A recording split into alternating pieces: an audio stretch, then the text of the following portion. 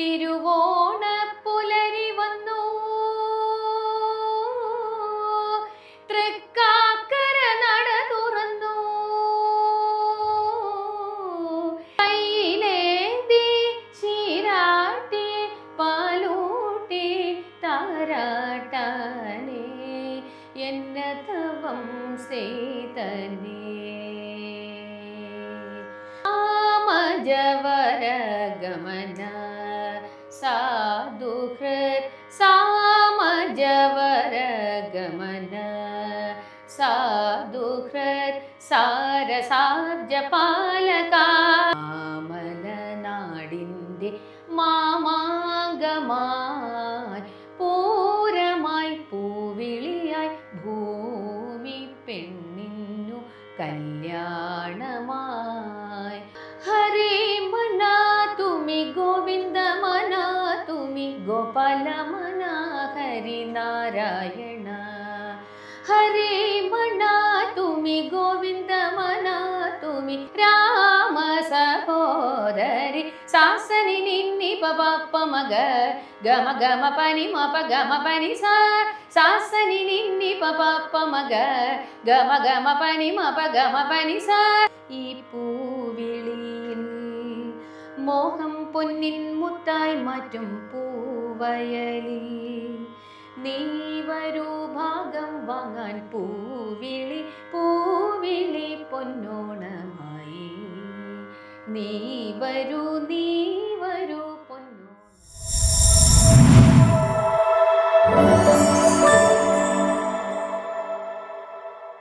നമസ്കാരം. ഇപ്പം തന്നെ നമുക്കെല്ലാം മനസ്സിലായിട്ടുണ്ടല്ലോ അല്ലേ, നമ്മുടെ ഇന്നത്തെ അതിഥി നല്ലൊരു ഗായികയാണ്. അർച്ചനയാണ് ഇന്ന് നമ്മുടെ അതിഥി.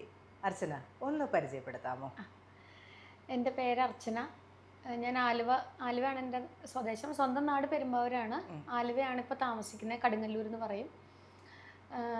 ഞങ്ങളിപ്പം സ്വന്തമായിട്ട് ഞാൻ ഹസ്ബൻഡും കൂടി ഒരു നാദവിപഞ്ചിക സംഗീത വിദ്യാലയം നടത്തുന്നുണ്ട്. ഹസ്ബൻഡ് മൃദംഗിസ്റ്റാണ്. ആകാശവാണി ദൂരദർശൻ ഗ്രേഡ് ആർട്ടിസ്റ്റാണ്. ഒരു കുറച്ച് വർഷങ്ങളായിട്ട് ഞങ്ങൾ നടത്തി വരുന്നു. തുയിലുണരൂ തുയിലുണരൂ തുമ്പികളെ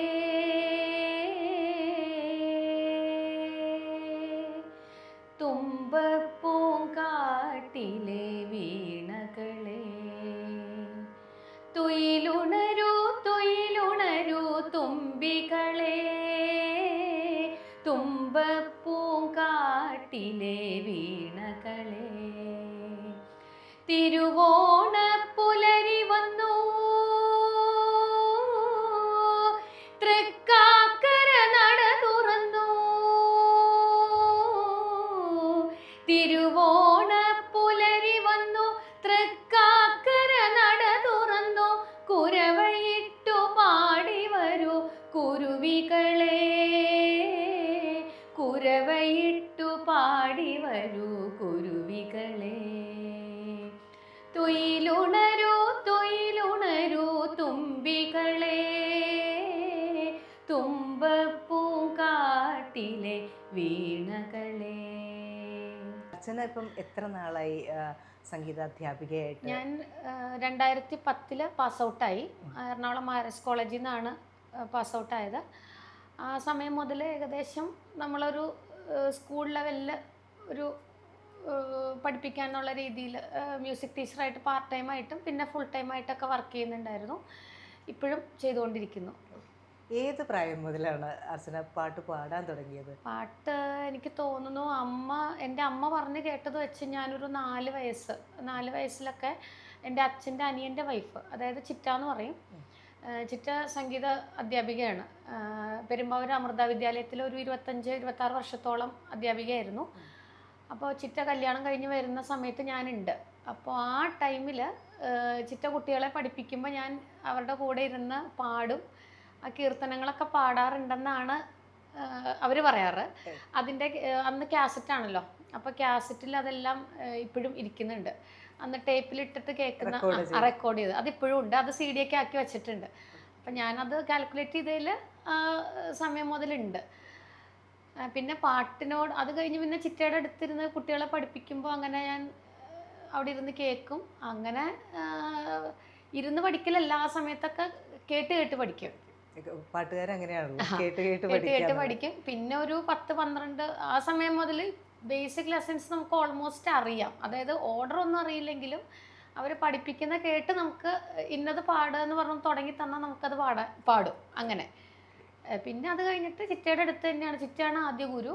ചിറ്റയുടെ അടുത്ത് തന്നെ ഇരുന്ന് കുറേ വർഷം അങ്ങനെ പഠിച്ചു. പിന്നെ അത് കഴിഞ്ഞ് പെരുമ്പാവൂരാണ് നാട്. അപ്പോൾ അവിടെ നെടുങ്കുന്ന വാസുദേവ സാറാണ് എൻ്റെ ഗുരു. സാറിൻ്റെ അടുത്തൊരു 10-20 വർഷമായിട്ട് പഠിക്കണ്ടായിരുന്നു. പിന്നെ അത് കഴിഞ്ഞിട്ട് കൊല്ലം GS ബാലമുരളി സാറിൻ്റെ അടുത്ത് ഇപ്പോഴും പഠിക്കുന്നുണ്ടല്ലേ. അർച്ചനയ്ക്ക് ഏറ്റവും ഇഷ്ടമുള്ള ഒരു പാട്ട് ഏതാ? ഏറ്റവും ഇഷ്ടമുള്ളത് മീൻസ് പാടാൻ ഏറ്റവും ഇഷ്ടം, പെട്ടെന്ന് ഒരു പാട്ട് പാട് എന്ന് ആരെങ്കിലും പറഞ്ഞാൽ ഏറ്റവും ആദ്യം മനസ്സിലേക്ക് വരുന്നൊരു പാട്ട് ഏതാ? ഫിലിം സോങ് ആണോ അതോ ഏതായാലും ആദ്യം പാടുന്ന പറയുമ്പോൾ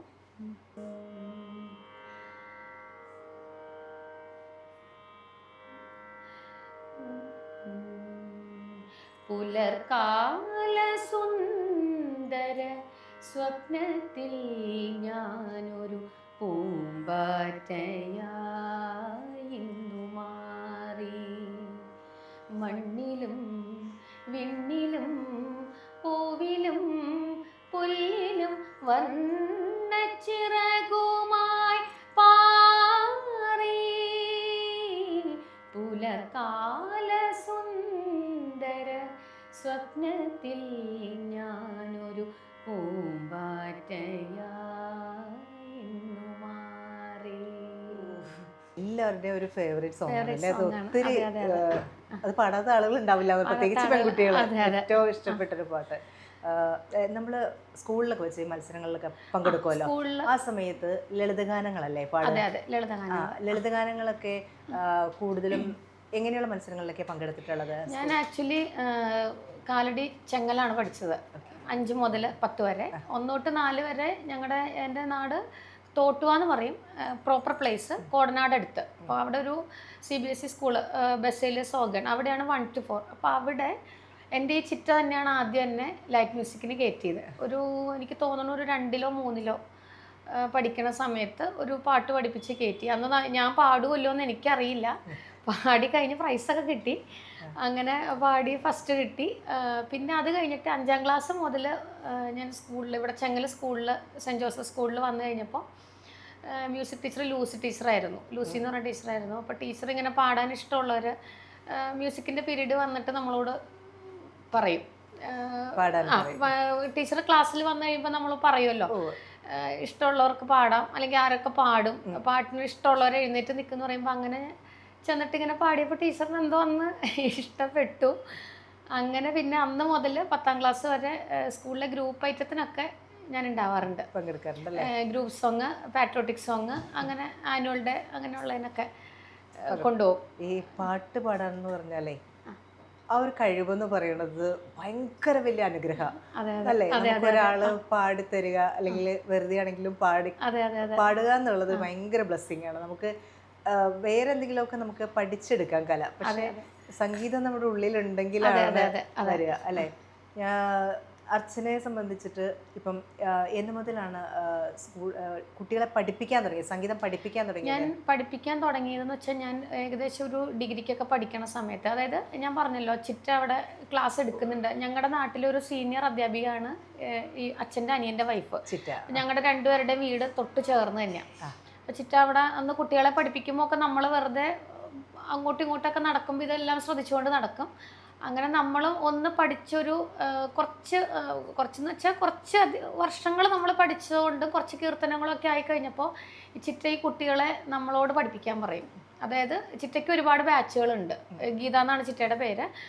അപ്പോൾ ചിറ്റയ്ക്ക് കുറേ ബാച്ചുകളുണ്ട്. അപ്പോൾ ഈ ബേസിക് ലെസൺസ് ഒക്കെ വരുന്ന കുട്ടികളുടെ ബാച്ചിനെ നമ്മളോട് എടുക്കാൻ പറയും. അപ്പം അങ്ങനെ ഒരു പ്രാക്ടീസാണ്. അപ്പോൾ നമുക്ക് എന്തായാലും നമുക്ക് അത്രയും പ്രാക്ടീസ് കൊണ്ട് നമുക്കൊരു ഗുണമാണ്, നമുക്കത് ഓൾറെഡി പ്രാക്ടീസ് ചെയ്ത് വെച്ച ലെസൺസ് ആയതുകൊണ്ട് കുട്ടികളെ പഠിപ്പിക്കുമ്പോൾ നമുക്കൊരു സംശയം ഇല്ലാണ്ട് പഠിപ്പിക്കാം. അതെ, അങ്ങനെയാണ് ഞാനത് തുടങ്ങിയത്. ഓക്കെ. അർച്ചന ഇപ്പം ഹസ്ബൻഡും ആർട്ടിസ്റ്റ് ആണല്ലോ, മൃദംഗം ആർട്ടിസ്റ്റാണ്. അപ്പോൾ നിങ്ങൾ രണ്ടുപേരും കൂടിയാണ് നാദവിഭജിക തുടങ്ങിയത് അല്ലേ? അവിടെ എവിടെയായിട്ടാണ് നിങ്ങളുടെ ഇൻസ്റ്റിറ്റ്യൂട്ട് വരുന്നത്? ഞങ്ങളുടെ സ്ഥാപനം എന്ന് പറഞ്ഞാൽ ഞങ്ങളുടെ വീട്ടിൽ തന്നെയാണ് നാദവിഭജിക ബോർഡും കാര്യങ്ങളും ഉള്ളത്. ഞങ്ങൾ രണ്ടുപേരും ക്ലാസ്സുകൾ പുറത്തുമൊക്കെ എടുക്കുന്നുണ്ട്. അപ്പം ഞാൻ എടുക്കുന്നതെന്ന് വെച്ച് കഴിഞ്ഞാൽ ക്ലാസ്സിൽ വീട്ടിൽ കുട്ടികൾ വരുന്നുണ്ട്. അതുകൂടാതെ ആലുവ UC കോളേജിൻ്റെ അവിടെ 2 സ്ഥലത്ത് എടുക്കുന്നുണ്ട്. പിന്നെ ആലുവ മണപ്പുറത്തുണ്ട്. പിന്നെ നമ്മളിപ്പം ഒരു ചെറിയ ഭജൻ ടീമിനെ സെറ്റ് ചെയ്യുന്നുണ്ട് ആലുവ കൃഷ്ണൻ്റെ അമ്പലത്തിൽ. അത് നമ്മുടെ ഒരു സ്കൂളിൻ്റെ പേരിൽ തന്നെ കുറച്ച് അമ്മമാർ ഒരു എബവ് 50-55 ഉള്ള ഒരു 10 പേര്. അവരിപ്പം ഈ സെപ്റ്റംബർ 3-ാം തീയതി അവരുടെ ഒരു ചെറിയ അരങ്ങേറ്റം എന്നുള്ള വാക്യം യൂസ് ചെയ്യില്ല. അവരൊരു 10 എണ്ണം പഠിപ്പിച്ചിട്ട് അവരെ കൊണ്ട് തന്നെ സംഗീതാർച്ചന പോലെ അവർക്ക് ആ ഒരു ചെറിയ പ്രായത്തിൽ അവരെ ഭജൻസ് ആണ്. കാരണം അവർക്ക് അത്യാവശ്യം കഴിവുള്ള ആൾക്കാരാണ്. എല്ലാം നമ്മുടെയൊക്കെ അമ്മയുടെയൊക്കെ ഒരു പ്രായമുള്ള ആൾക്കാരാണ്. അപ്പോൾ അവർക്ക് ചെറുപ്പത്തിൽ എന്തുകൊണ്ടോ പഠിക്കാൻ പറ്റാത്തവരും ഇപ്പോൾ പഠിക്കണം എന്ന് ആഗ്രഹമുള്ളവരും എന്നാൽ ഫുൾ ക്ലാസിക്കൽ അവർക്ക് പഠിക്കാൻ അവരെ കൊണ്ട് ഇപ്പൊ പെട്ടെന്ന് പറ്റില്ല. അതായത് അവര് തന്നെ പറഞ്ഞു ഞങ്ങൾക്ക് അങ്ങനെ പെട്ടെന്ന് പറ്റില്ല, കാരണം കുറെ നേരം ഇരുന്ന് പ്രാക്ടീസ് ചെയ്യാനും ഉള്ളത് പറ്റില്ല. അപ്പൊ അമ്പലത്തിന്റെ ഒരു ഭഗവാന്റെ ഒരു കാര്യം എന്നുള്ള രീതിയിൽ ഭജൻസ് ആകുമ്പോൾ ഞങ്ങൾക്ക് സിമ്പിൾ ആയിട്ടുള്ളതൊന്ന് പറഞ്ഞു തരാമോ എന്ന് ചോദിച്ചിട്ട് അങ്ങനെ ഒരു കുറച്ചൊരു 10 പേരോളം ഉണ്ട്. അത് പറയുമ്പോൾ ഒരു കാര്യം ചോദിക്കട്ടെ, നമ്മളിപ്പോൾ ഡാൻസ് പഠിക്കാനൊക്കെ പ്രായം ഇല്ല, നമുക്ക് ഏത് പ്രായത്തിലും നൃത്തം പഠിക്കാം. അതുപോലെ നമുക്ക് സംഗീതത്തിനെ സംബന്ധിച്ച് അത്ര എളുപ്പമല്ല അല്ലേ? സംഗീതത്തിനെ സംബന്ധിച്ചെന്ന് വെച്ചാൽ നമ്മുടെ അടുത്ത് ഇപ്പം എൻ്റെ അടുത്തൊരു 3-4 വയസ്സുള്ള കുട്ടികൾ മുതലുണ്ട്. അതിലിപ്പോൾ ചില കുട്ടികൾ എന്ന് വെച്ച് കഴിഞ്ഞാൽ നമുക്ക് അവരുടെ ഒരു രീതികൾ കാണുമ്പോൾ അറിയാം അവർക്ക് ജന്മന ഒരു ഇതിലേക്ക് പോവാൻ സാധ്യതയുണ്ട് എന്ന് കാണാം. പക്ഷെ എന്നിരുന്നാലും അവർക്ക് ചിലപ്പോൾ വാക്കുകളൊക്കെ തിരിയാൻ 3-4-5 വയസ്സൊക്കെ ആയാലല്ലേ വാക്കുകൾ അക്ഷരങ്ങൾ തിരിയുള്ളൂ. അപ്പം അങ്ങനെയുള്ള കുട്ടികൾ നമ്മുടെ അടുത്തുണ്ട്. പക്ഷെ അവരെ നമ്മൾ എന്ത് ചെയ്യുന്നു വെച്ച് കഴിഞ്ഞാൽ ആദ്യമേ തന്നെ ക്ലാസിക്കൽ പഠിപ്പിക്കാനായിട്ട് ബേസിക് ലെസൺസ് ഒന്നും തുടങ്ങില്ല. അങ്ങനെ തുടങ്ങിയാൽ പിള്ളേർക്കും ഭയങ്കര ബോറിങ്. എൻ്റെ ഒരു രീതിയാണ് ഞാൻ പറയുന്നത്, എനിക്ക് ബാക്കി ഉള്ളവരുടെ അറിയില്ല. ഞാൻ കുട്ടികളെ ഒരു സെറ്റാക്കിക്കൊണ്ട് പോകുന്ന രീതിയാണ് കേട്ടോ. അപ്പോൾ അതെങ്ങനെയാണെന്ന് വെച്ച് കഴിഞ്ഞാൽ കുട്ടികളെ ആദ്യം തന്നെ ഇപ്പം അമ്മൂട്ടീച്ചറുടെ അടുത്താണെങ്കിലും അങ്ങനെ തന്നെയാണ്. ആദ്യം കുട്ടികളെ ഇതിനകത്തേക്കൊരു ഇൻട്രസ്റ്റ് വരുത്തുക. ഇപ്പം ചില കുട്ടികളുടെ അമ്മമാർ എന്ന് പറയും ഇവർ പാടുന്ന് തോന്നണു, വീട്ടിൽ ഇരുന്ന് പാടാറുണ്ട് അല്ലെങ്കിൽ ഡാൻസ് ചെയ്യാറുണ്ട്, ഒപ്പം പാടുന്നു പറയും. അപ്പോൾ എങ്ങനെയുണ്ടെന്നൊന്ന് നോക്കാമോ എന്ന് ചോദിച്ച് വരുന്ന കുട്ടികളുണ്ട്. അപ്പോൾ അവരുടെ എങ്ങനെയാണെന്ന് വെച്ച് കഴിഞ്ഞാൽ നമ്മൾ വെറുതെ പാടിക്കും. അപ്പോൾ പാടിക്കുമ്പോൾ നമുക്കറിയാൻ പറ്റും ജന്മന ഒരു ബോൺ ടാലൻ്റ് ഉണ്ടോ അല്ലെങ്കിൽ ഇതിലേക്ക് തിരിയാൻ സാധ്യതയുള്ള കുട്ടിയാണോ നമുക്ക് ഏകദേശം ഫുൾ മനസ്സിലായില്ലെങ്കിലും നമുക്കറിയാൻ പറ്റുമല്ലോ. അതെ, അത് കഴിഞ്ഞിട്ട് പിന്നെ ചിലർ ഇരിക്കാൻ ബുദ്ധിമുട്ടുള്ള കുട്ടികളുണ്ട്. അതായത് കഴിവുണ്ട് പക്ഷെ അവർക്ക് അടങ്ങിയിരിക്കില്ല, ചെറിയ കുട്ടികളല്ലേ. അപ്പോൾ അവരെ നമ്മൾ ആദ്യം ഈ പാട്ടിൻ്റെ ഒക്കെ പറഞ്ഞൊന്ന് ഇൻട്രസ്റ്റ് വരുത്തുക എന്ന് പറഞ്ഞാൽ വെറുതെ പാടിയല്ല, അവർക്ക് ഏറ്റവും ഇഷ്ടപ്പെട്ട രീതിയിൽ കുഞ്ഞു പാട്ടുകൾ ആദ്യം പഠിപ്പിക്കും. നമ്മൾ ആദ്യമേ ഈ സ്വരങ്ങളൊക്കെ പഠിപ്പിച്ച് എന്തായാലും തെറ്റുമ്പോൾ നമ്മൾ വീണ്ടും റിപ്പീറ്റ് ചെയ്യാൻ പറയും. പക്ഷെ നമ്മൾ സാധാരണ കാണുന്നത് സംഗീതം പഠിക്കാന്ന് പറഞ്ഞാൽ അതിന് തന്നെ അത് പഠിച്ചാലാണ് നമുക്ക് ഫുൾ ക്ലാസിക്കലിലേക്ക് വരാൻ പറ്റുള്ളൂ. പക്ഷെ നമ്മൾ ഇപ്പോഴത്തെ ഒരു രീതി അനുസരിച്ച് കുഞ്ഞു കുട്ടികളെ നമ്മുടെ രീതിക്ക് കൊണ്ടുവരണമെങ്കിൽ അവർക്കൊരു ഇൻട്രസ്റ്റ് ആദ്യം വരണം. അത് എനിക്ക് മനസ്സിലായ കാര്യമാണ്. എനിക്ക് ബാക്കി അറിയില്ല, ഞാൻ ഈ പറഞ്ഞതിൽ തെറ്റുണ്ടോയെന്ന് അറിയില്ല. പക്ഷെ തീരെ ചെറിയ കുട്ടികൾ ഇപ്പോൾ ഒരുപാട് പേര് എൻ്റെ അടുത്തുണ്ട്. അപ്പോൾ അവരുടെ അമ്മമാർ പലരും പറയും ഇവർ ഇരിക്കില്ല മിസ്സേ, പഠിപ്പിക്കണം എന്നുണ്ട്, ഒട്ടും അടങ്ങിയിരിക്കില്ല എന്ന് പറയും. അപ്പം നമ്മൾ അവരെ നല്ല വാക്കും ഇതൊക്കെ പറഞ്ഞ് ചെറിയ കുറച്ച് ക്ലാസ്സുകൾ അവർക്ക് ഇതിനോടൊരു ഇൻട്രസ്റ്റ് ഉണ്ട് നമ്മുടെ അടുത്ത് ആദ്യം ഒന്ന് ഇരുത്തി സെറ്റാക്കുക എന്നുള്ളതാണ് നമ്മുടെ ആദ്യത്തെ ഉദ്ദേശം. അപ്പോൾ അതിൽ അവർ കുഞ്ഞു ചെറിയ പാട്ടുകൾ, അതാകുമ്പോൾ അവർക്ക് ഈ ബോറടി ഉണ്ടാവില്ല. അപ്പോൾ അവർക്ക് അതിനോടൊരു ഇൻട്രസ്റ്റ് വരും. അപ്പോൾ അവർക്ക് സ്വയം തോന്നും എനിക്ക് അടുത്തൊരു പാട്ട് പഠിക്കണം, അല്ലെങ്കിൽ അപ്പോൾ തന്നെ നമ്മളോടൊരു സ്കൂളിൽ ഞാൻ പാടി എന്നൊക്കെ നമ്മളോട് തന്നെ ഇങ്ങോട്ട് വന്ന് പറയും. അങ്ങനെ അവരറിയാതെ തന്നെ അവരെ സ്വരങ്ങളും കൂടി പാടിച്ച് ഇതിന് പാരലായിട്ട് പതുക്കെ കൊണ്ടുപോകും. പിന്നെ അവരറിയാണ്ട് ചിലപ്പോൾ അവർ കുറേ ലെസൺ കടന്നു പോയിട്ടുണ്ടാവും. ആദ്യം ഇത് പാടിച്ചിട്ടാണെങ്കിൽ അപ്പോൾ അതൊരു 10 പ്രാവശ്യം പഠിച്ചാൽ അവർക്ക് ബോറടിക്കില്ല. അങ്ങനെയായി അപ്പോഴത്തേക്കും കുറച്ച് നാൾ കഴിയുമ്പോൾ പിന്നെ ഇവർ ഇതിലേക്ക് ആകും. പിന്നെ നമ്മള് ഇതിലേക്ക് പോയാ മതി. അതെ, ഒരു കീർത്തനം പാടിയാലോ? ആയിക്കോട്ടെ. സാമജവരഗമന സാമജവരഗമന സാധുഹൃത് സാമജവരഗമന സാധുഹൃത് സാമജവരഗമന സാധുഹൃത് സാമജവരഗമന സാധുഹൃത് സാരസാബ്ജപാലകാലാതീത വിഖ്യാത സാമജവരഗമന സാധുഹൃത് സാരസാബ്ജപാലകാലാതീത വിഖ്യാത സാമജവരഗമന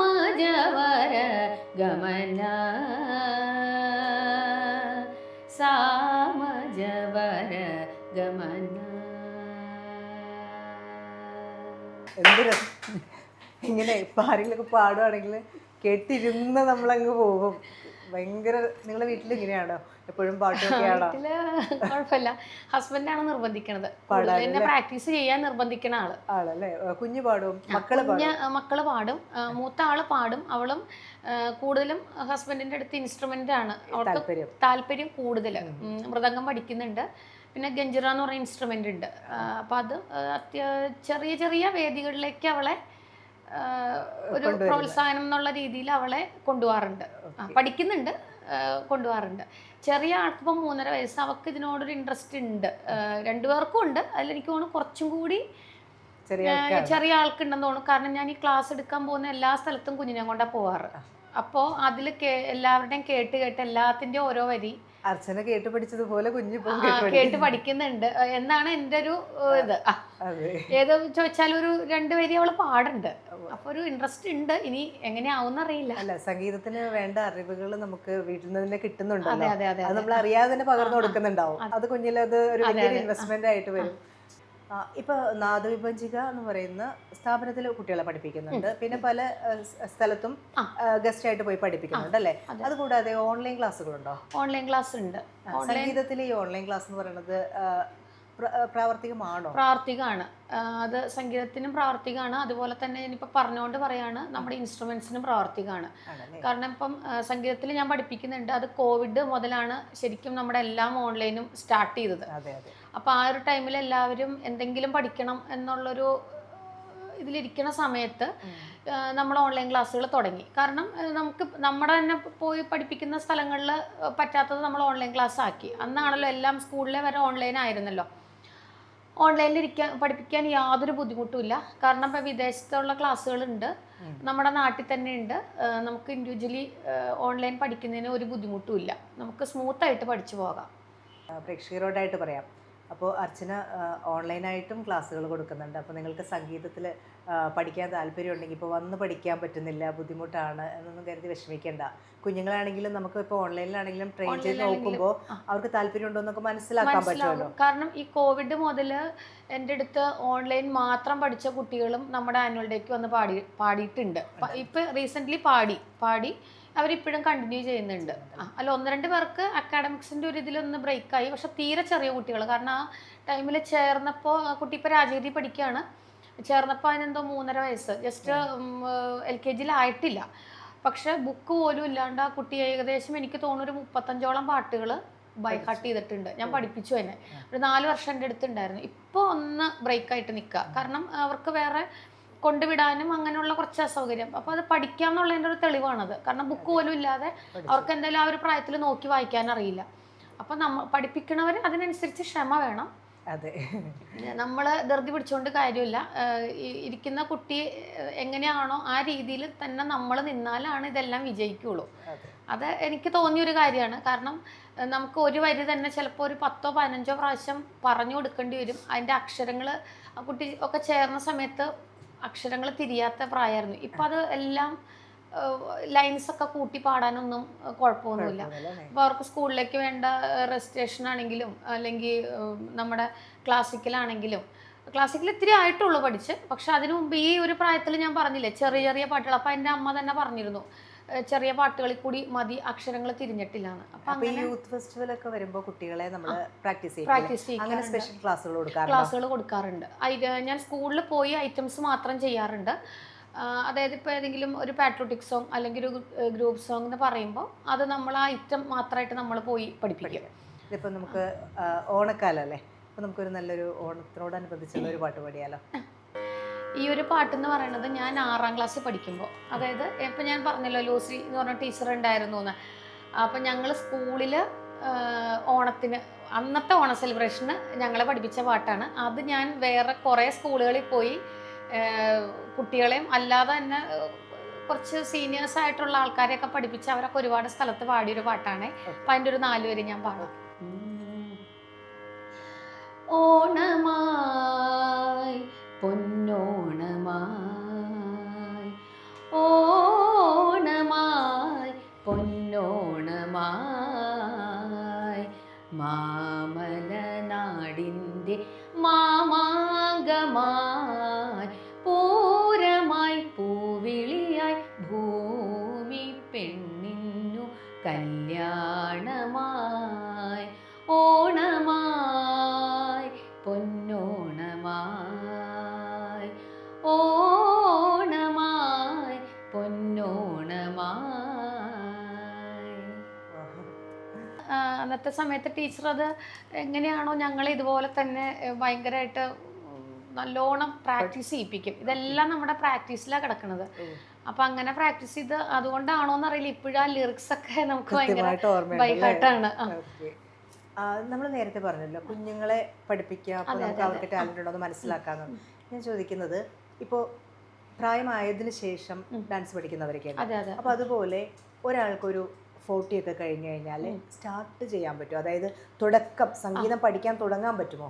തീർച്ചയായിട്ടും. കാരണം 50-55 വയസ്സുള്ളവർ സ്റ്റാർട്ട് ചെയ്ത് ഇപ്പോഴും അരങ്ങേറ്റമല്ല, ഇപ്പോഴും ഞാൻ പറയണു സ്റ്റേജിൽ കയറി പാടിയ ആൾക്കാരും പാടുന്നവരും ഉണ്ട് നമ്മുടെ അടുത്ത്. ക്ലാസിക്കൽ തന്നെ. അതെ അതെ അതെ. അമ്മമാരൊക്കെ ആയവർ ഈ ഒരു പ്രായത്തിൽ ഞാൻ അവിടെ യുസിയുടെ അവിടെ പഠിപ്പിക്കാൻ പോകുന്ന അവിടെ ഫെഡറൽ ഗ്രീൻസ് എന്ന് പറഞ്ഞിട്ടൊരു ഫ്ലാറ്റാണ്. അവിടെ എല്ലാം കൂടുതലും ബാങ്ക് എംപ്ലോയീസ് ആണ് അവിടെ.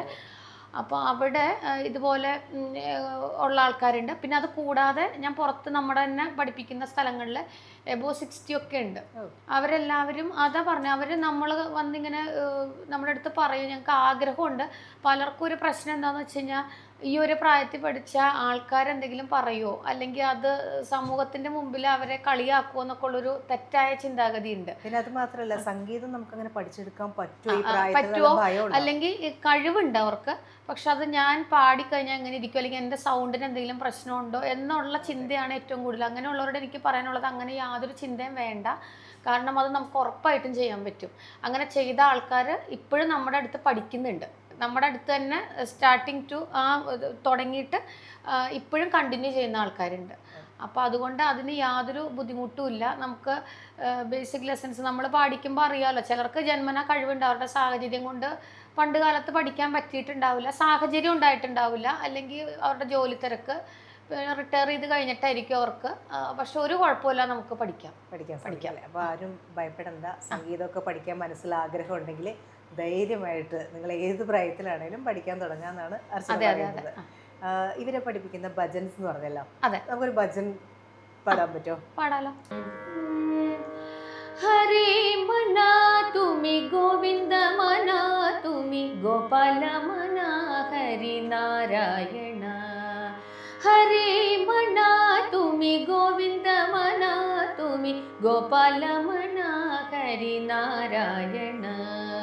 ഹരേ മനാ തുമി ഗോവിന്ദ മനാ തുമി ഗോപാല മനാ ഹരി നാരായണ. ഹരേ മനാ തുമി ഗോവിന്ദ മനാ തുമി ഗോപാല മനാ ഹരി നാരായണ. ഗോവിന്ദ ഗോപാല ഹരി നാരായണ.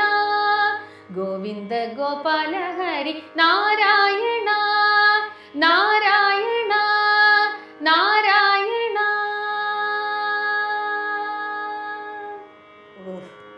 ലയിച്ചിരുന്നു പോട്ടാ. നമ്മുടെ പ്രോഗ്രാമിലെ മറ്റുള്ള അതിഥികൾ വരുന്ന പോലെയല്ല, പാട്ടറിയുന്ന പാടുന്ന ആളുകൾ വരുമ്പോൾ വേറൊരു എനർജിയാണ്. കാരണം എല്ലാവർക്കും ക്രൂവിൽ എല്ലാവർക്കും ഭയങ്കര സന്തോഷം കിട്ടും അവരിൽ നിന്ന്. ഈ പാട്ട് കേൾക്കുന്ന ആർക്കും ഇഷ്ടമല്ലാത്തല്ലേ? പാട്ട് ഇഷ്ടമല്ലാത്ത മനുഷ്യരുണ്ടാവും? ഇല്ല. ഉണ്ടാവില്ല. സങ്കടം വന്നാലും നമുക്ക് പാടാം, സന്തോഷം വന്നാലും പാടാം അല്ലേ? ആഘോഷിക്കാൻ പാടാം, ഒറ്റയ്ക്കിരുന്നാൽ പാടാം. ഈ അർച്ചന ഒറ്റയ്ക്കിരിക്കുമ്പോൾ അല്ലെങ്കിൽ അങ്ങനെ എന്തെങ്കിലും ഒരു ഇങ്ങനെ നമുക്ക് ചില പാട്ടുകളോട് ഒരു വൈകാരികമായ അടുപ്പം ഉണ്ടാവുമല്ലോ, എന്തെങ്കിലുമൊക്കെ ഒരു കണക്ട് ചെയ്യുന്ന അങ്ങനെ ഒരു പാട്ട് ഏതാ? ഞാൻ ആക്ച്വലി ഒറ്റയ്ക്ക് ഇരുന്നുള്ള പാട്ട് കുറവാ. മിക്കവാറും ഹസ്ബൻഡാണ് ഓരോന്ന് പാടാൻ പറയാറ്. ഞാൻ തന്നെ ഹസ്ബൻഡ് ആവശ്യപ്പെട്ടിട്ട് എപ്പോഴും പാടിക്കാറുള്ള പാട്ട് ഏതാ? ഹസ്ബൻഡ് കുറേ പറയും. കീർത്തനങ്ങളാണ്, ക്ലാസിക്കലാണ് കൂടുതൽ കേൾക്കുന്നത്. അപ്പം അതിൽ കുറേ പറയാറുണ്ട്. അതിലേതെങ്കിലും ഒരെണ്ണം ഞാൻ ഒന്ന് പാടാം. ഓക്കെ. അങ്ങനെ ഇരിക്കുമ്പോഴായിരിക്കും ഹസ്ബൻഡിന് എന്തെങ്കിലും ടെൻഷൻ വന്നാൽ എന്നോട് പറയും പാടാൻ. അതാണ് സാധാരണ രീതി. എനിക്ക് ടെൻഷൻ വന്നാൽ ഞാൻ പാടല് കുറവാ. പക്ഷെ ടെൻഷൻ അല്ല, എന്തെങ്കിലും റിലേറ്റഡ് ആയിട്ട് അങ്ങനെ കൂടുതലും മൂഡൊക്കെ അല്ലാതെ എപ്പോഴും കേൾക്കുന്ന ആളാണ്. അപ്പൊ ആരുടെയിലൊക്കെ കേട്ട് കഴിയുമ്പോൾ അത് ഇരുന്ന് പാടുക അല്ലെങ്കിൽ അതിരുന്ന് പ്രാക്ടീസ് ചെയ്യുന്ന കൂടുതൽ എന്നെ ഇതിനൊക്കെ മെയിൻ ആള് ഹസ്ബൻഡാണ്. രമാവാണിസം സേവിത സകലേ രമാവാണിസം സേവിത സകലേ രാജരാജേശ്വരി രാമ സഹോദരി സാസനി നിന്നി പപ മഗ ഗമ ഗമ പനി മപ ഗമ പനി സാസനി നിന്നി പപ മഗ ഗമ ഗമ പനി മപ ഗമ പനി സഗഗ സനി സനി പനി നി പപ മഗ മഗ പമനി പസനി പസനി നി സഗഗ സനി സനി പനി നി പപ മഗ മഗ പമനി പസനി പസനി നി നിസാഗ പനി സ ഗമ പ സ ഗമ പനി പ സ നി ഗ സനി പനി സ ഗ മമ ഗ ഗ സ സ നി നി പ പ നി നി മമ പ പ ഗമ പ സ ഗമ പനി സ നി പ ഗ മ പ നി ഹിമഗിരി തനയേ ഹേ മലതേ അംബരീശ്വരി ശ്രീലളിതേ മാമവ ഹിമഗിരി തനയേ ഹേ മലതേ. ഒരു പാട്ടും കേൾക്കുമ്പോൾ അത് എന്താ പറയുക, ഒന്നിനൊന്നും മെച്ചമെന്ന് പറയില്ലേ, നമ്മളിങ്ങനെ കേട്ട് ലയിച്ച് പോവാണ്. ഓക്കെ. പിന്നെ വേറെ എന്തൊക്കെയാണ് നിങ്ങളുടെ ആയിട്ടുള്ള ആക്ടിവിറ്റീസ്, കാര്യങ്ങളൊക്കെ എന്തൊക്കെയാണ്? ഞങ്ങളുടെ ഇപ്പം മൃദംഗവും പാട്ടും ആണ് മെയിനായിട്ട്. ഹസ്ബൻഡ് മൃദംഗം പഠിപ്പിക്കുന്നു, ഞാൻ പാട്ട്. അപ്പം ഞങ്ങളുടെ അവിടെ തന്നെ ഞാൻ അത്യാവശ്യം വീണ വായിക്കും. കാര്യമായിട്ടെന്നല്ല, ചെറിയ രീതിയിൽ. കാരണം കോളേജിൽ സബ് വീണയായിരുന്നു. അപ്പം ഇപ്പം ഇതുപോലെ അവിടെ തന്നെ വീണ അല്ലെങ്കിൽ വയലിൻ പഠിപ്പിക്കാമോ എന്ന് ചോദിച്ചു എൻക്വയറീസ് വരുന്നുണ്ട്. അപ്പം ഞങ്ങൾ അതിനെപ്പറ്റി ഒന്ന് ആലോചിക്കുന്നുണ്ട്. സ്റ്റുഡൻസ് ആവുകയാണെങ്കിൽ അവിടെ ഞങ്ങളുടെ വീട്ടിൽ തന്നെ ആരെങ്കിലും വെച്ചിട്ട് വയലിനോ അല്ലെങ്കിൽ വീണയോ എന്തെങ്കിലും സ്റ്റാർട്ട് ചെയ്യാം. വീണ ഞാൻ എടുക്കാം. അപ്പം എല്ലാം കൂടി ടൈം ഇല്ലാത്തതുകൊണ്ട് ആ രീതിയിലൊന്ന് പ്ലാൻ ചെയ്യുന്നുണ്ട്. പിന്നെ ഞങ്ങൾ അത്യാവശ്യം പ്രൊഫഷണലി എന്താ പറയുക, ഗാനമേള എന്നുള്ളതിനേക്കാളും ഞങ്ങൾ കൂടുതലും ക്ലാസിക്കലിലാണ് ചെയ്യുന്നത്, കോൺസേർട്ട് കച്ചേരികളായിട്ട്. അപ്പം ഞങ്ങൾ ഇപ്പം ഞാനും എൻ്റെ സിസ്റ്ററും കൂടി ഞങ്ങൾ പെരുമ്പാവൂർ സിസ്റ്റേഴ്സ് എന്നാണ്, സിസ്റ്റേഴ്സ് കോമ്പിനേഷനായിട്ടാണ് ചെയ്യുന്നത്. അപ്പോൾ അവളും പാടും അത്യാവശ്യം. ഞങ്ങൾ രണ്ടുപേരും അത്യാവശ്യം എന്നുള്ള കേട്ടിട്ടാണല്ലോ വിലയിരുത്തേണ്ടത്.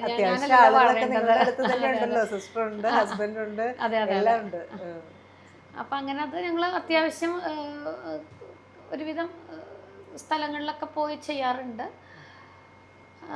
ഞങ്ങൾ രണ്ടുപേരും കൂടി അമ്പലങ്ങൾ അല്ലാത്ത വേദികളായിട്ടും കോഴിക്കോട് ഇപ്പോൾ ത്യാഗരാജ ഫെസ്റ്റിവൽ അങ്ങനെയുള്ള ഗുരുവായൂർ ചെമ്പൈ സംഗീതോത്സവത്തിൽ ഇപ്പം ഒരു half an hour mini special എന്ന് പറയാൻ അങ്ങനെയുള്ള സ്ഥലങ്ങളിലെല്ലാം. സംഗീതത്തിലെ അർച്ചനയ്ക്ക് എന്തെങ്കിലും പുരസ്കാരങ്ങളൊക്കെ? പുരസ്കാരം എന്ന് പറയാൻ പറ്റില്ല. കാരണം ഞാൻ +2 കഴിഞ്ഞൊരു ഡിപ്ലോമ ചെയ്തിരുന്നു. അത് മ്യൂസിക്കല്ല, വേറൊരു സബ്ജക്റ്റാണ്, കമ്പ്യൂട്ടർ സയൻസ് ആണ്. ആ ഒരു 3 ഇയർ കോഴ്സിൽ ഞാൻ കുറച്ചധികം മ്യൂസിക് പരിപാടികളിൽ, അതായത് ലളിതഗാനം, മാപ്പിളപ്പാട്ട് ഇപ്പോൾ ചോദിച്ചാൽ എനിക്ക് ഓർമ്മയില്ല കേട്ടോ. ആ ടൈമിൽ മാപ്പിളപ്പാട്ട്, അതുപോലെ ക്ലാസിക്കൽ, അങ്ങനെ മ്യൂസിക്കിൻ്റെ കുറച്ച് ഐറ്റംസ് പാടിയിട്ട് അന്നൊരു കലാതിലകം എന്നുള്ളൊരു ഇത് കിട്ടിയിട്ടുണ്ട്. ഞാൻ ആദ്യത്തെയാണ് ഉദ്ദേശിച്ചത്. ഞങ്ങളുടെ സ്വന്തം നാട്ടുകാരനെ പെരുമ്പാവൂർ രവീന്ദ്രൻ സാറിൻ്റെ ആയിരുന്നു തുയിൽ ഉണരും. അപ്പം അതാണല്ലോ ഞാൻ ആദ്യം പാടിയത്. പൂവിൻ പൂവിളി പൊന്നോണമായി നീ വരൂ പൊന്നോണത്തുമ്പി ഈ പൂവിളിയിൽ മോഹം പൊന്നിൻ മുത്തായി മാറ്റും പൂവയലിൽ നീ വരൂ ഭാഗം വാങ്ങാൻ പൂവിളി പൊന്നോണമായി നീ വരൂ പൊന്നോണത്തുമ്പി. പാട്ട് കേട്ടോണ്ടിരുന്നാലേ എത്ര പാടിയാലും നിങ്ങളോട് നിർത്താൻ പറയാൻ തോന്നില്ല. വീണ്ടും വീണ്ടും പാടിച്ചോണ്ടിരിക്കാൻ തോന്നും. പ്രത്യേകിച്ച് വളരെ എന്താ പറയുക ബ്ലെസ്ഡ് ആയിട്ടുള്ള ഒരു സൗണ്ട് കേട്ടിരിക്കുമ്പോൾ നമുക്ക് നിർത്തല്ലേ തീരല്ലേ എന്നാണ് ഇങ്ങനെ ഉള്ളിൽ ആഗ്രഹിച്ചു പോകുന്നത്. നന്ദഗോവിന്ദം ഭജൻസ് ഒക്കെ വളരെ ആളുകൾക്ക് വളരെ ഇഷ്ടപ്പെട്ടു. അധികം ആളുകൾക്ക് അറിയില്ലാത്ത ഒത്തിരി നല്ല പാട്ടുകൾ ജനകീയമാക്കിയവരെ അത്തരത്തിൽ എന്തെങ്കിലുമൊക്കെ പ്രവർത്തനങ്ങൾ നിങ്ങൾ ചെയ്യുന്നുണ്ടോ? ഞങ്ങളിപ്പോൾ അതിനൊരു ഇത് ആലോചിച്ച് ഒന്ന് ഇതാക്കി വെച്ചിട്ടുണ്ട്. കാരണം ഏകദേശം ഒരു നവരാത്രി ടൈമിൽ നവരാത്രിക്ക് എന്തായാലും നമുക്ക് ഇപ്പോൾ പ്രോഗ്രാംസ് ഉണ്ട്. നവരാത്രി ആകുമ്പോൾ കുറച്ചുകൂടി ഒരു 9-10 ദിവസം നമുക്ക് എന്തായാലും നമുക്ക് കുറച്ച് ആൾക്കാർ കൂടുതലും കേൾക്കാൻ ഉള്ള ആൾക്കാരും ഉണ്ടാവും. അപ്പോൾ അതിൽ ഞങ്ങളിപ്പോൾ ഉദ്ദേശിക്കുന്നത് ജനകീയമായിട്ട്, അതായത് പോപ്പുലറായിട്ടുള്ള ക്ലാസിക്കൽ കീർത്തനങ്ങളും അതുപോലെ തന്നെ ഭജൻസും എല്ലാം കൂടി മിക്സ് ചെയ്തിട്ടൊരു പ്രോഗ്രാം ഞങ്ങൾ ചെയ്യാൻ ഉദ്ദേശിക്കുന്നുണ്ട്. അതായത് ക്ലാസിക്കൽ ഇപ്പോൾ ഏകദേശം ഒരു നഗ്മോ പോലത്തെ കീർത്തനങ്ങൾ, അത് പക്ക ക്ലാസിക്കലാണ് ആബേരി രാഗത്തിൽ. പക്ഷെ അത് ആബേരി രാഗമാണെന്നോ എന്താണെന്നോ മനസ്സിലാവില്ല. പക്ഷെ നമ്മൾ ചിത്രം സിനിമ കണ്ട എല്ലാവർക്കും നഗ്മോ സ്വാമിനാഥയൊക്കെ പറഞ്ഞ അതെ ഉണ്ട്. അത് കേൾക്കുമ്പോൾ അവർ അതെന്തായാലും ഓർക്കും. അപ്പോൾ ആൾക്കാർക്ക് കുറച്ചുകൂടി ഇൻട്രസ്റ്റ് ആണ്. അതുപോലെ ഇപ്പം എന്നത്തവം സേതനെ യശോദ അങ്ങനെയുള്ള പോപ്പുലർ ആയിട്ടുള്ള ക്ലാസിക്കൽ കൃതികളും ചെറിയ ഭജൻസും എല്ലാം കൂടി മിക്സ് ചെയ്തിട്ട് ഒരു പ്രോഗ്രാം ഞങ്ങൾ പ്ലാൻ ചെയ്യുന്നുണ്ട്. അപ്പൊ അത് കേട്ട് വരുമ്പോഴേ അത്യാഗ്രഹമാണെന്ന് തോന്നരുത്. ഇല്ല, എന്നത്തെ പാടാലോ. ഈരേഴു ഭുവനങ്ങൾ പടൈത്തവനേ, ഈരേഴു ഭുവനങ്ങൾ പടൈത്തവനേ, ഈരേഴു ഭുവനങ്ങൾ പടൈത്തവനേ, ഈരേഴു ഭുവനങ്ങൾ പടൈത്തവനേ, കൈയിലേന്തി ശീരാട്ടി പാലൂട്ടി താരാട്ടാനേ എന്നതവം ചെയ്തനേ, കൈയിലേന്തി ശീരാട്ടി പാലൂട്ടി താരാട്ടാനേ എന്നതവം ചെയ്തനേ, യശോദ എങ്കും നിറയെ പരബ്രഹ്മം അമ്മ என்றழைக்க என்ன தவம் செய்தனே, യശോദ.